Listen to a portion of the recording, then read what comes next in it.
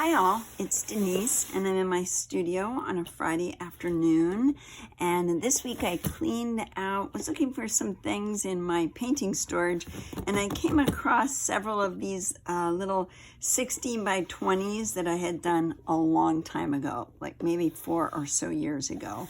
But being one that hates to throw a canvas away because it's already got paint, it's already got an underpainting, it's already got the start of a story, I can just make this part of the history and paint right over it and see what I can do with these colors and shapes and come up with something completely different.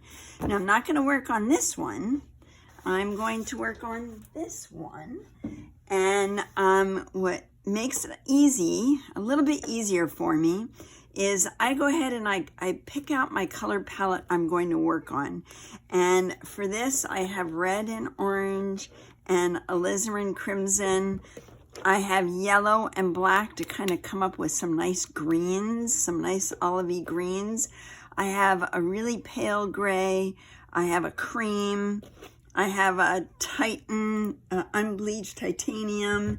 And I also have gray. And that's kind of where I'm going to start. But this is going to be completely different. It will still be a floral.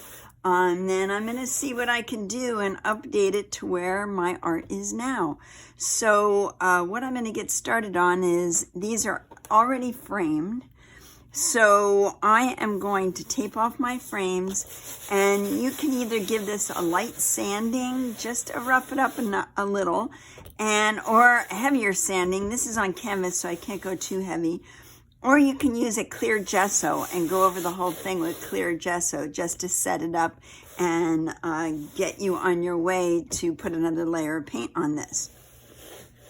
This already has a lot of cool papers, so I think I'm going to work with just what I have.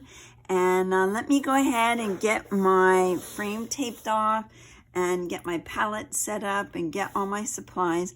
And then I'm going to paint this. I'm going to cheat a little bit and put it on a time lapse because otherwise it's going to drag out really long. But let me do that and follow me along.